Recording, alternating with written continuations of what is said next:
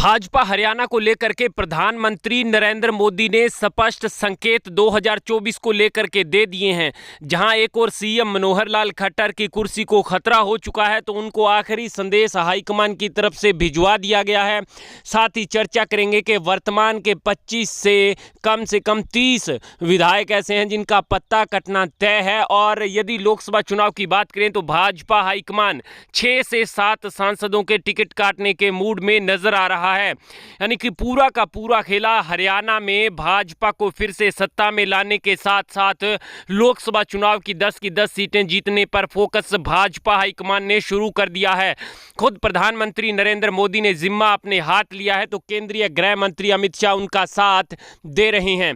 यानी हरियाणा में नेतृत्व परिवर्तन की कोई रिवाज नई नहीं होगी यदि भाजपा सीएम को बदल करके जातीय समीकरणों को साधने के लिए चुनाव के समय जैसे जैसे नजदीक आएगा किसी ऐसे नेता को कुर्सी सौंप सकती है जिस पर हरियाणा की जनता भाजपा को फिर से सत्ता में लौटा सकती है। और इसको लेकर के भाजपा कर्नाटक, उत्तराखंड और गुजरात में ऐसा कार्य कर चुकी है, क्योंकि सीएम की लगातार जनता से शिकायतें आ रही थी। और वही हालात इस वक्त हरियाणा में सीएम मनोहर लाल खट्टर को लेकर के दिखाई दे रहे हैं कि जनता के बीच लोकप्रिय नहीं है। जो साथी संगठन और विधायक हैं उनमें भी समन्वय नहीं बना पा रहे हैं। अफसरशाही पर पकड़ भी उनकी ढीली है।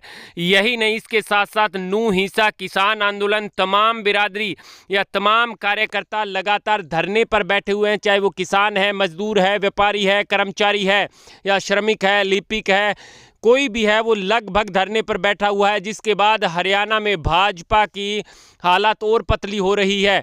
और आपको यह भी बता दें कि भाजपा हाईकमान और भाजपा हरियाणा के प्रदेश प्रभारी ने 1-to-1 मुलाकात और जनता के बीच इनपुट सर्वे लेकर के अब भाजपा हाईकमान को सौंप दिया है।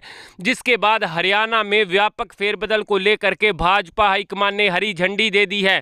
अब फेरबदल मंत्रिमंडल में विस्तार के साथ और मंत्रिमंडल में फेरबदल के साथ कब किया जाता है, यह पहले खुद सीएम खट्टर को तय करना होगा। और यदि यह बदलाव के बाद भी हरियाणा में भाजपा की स्थिति नहीं सुधरती है, तो उसके बाद खुद सीएम मनोहर लाल खट्टर की कुर्सी को भी दांव पर लगाया जा सकता है, क्योंकि भाजपा ऐसा करने से गुरेज नहीं करती है।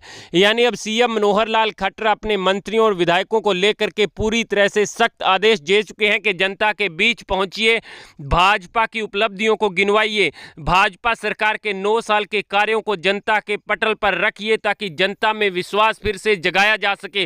और ऐसा करने के लिए अब विधायक हो चाहे मंत्री हो, सभी अपने जनता के बीच पहुंचने लगे हैं। नतीजा जो है चुनाव के नतीजे आने के बाद पता चलेगा कि कितना सफल हो पाया था।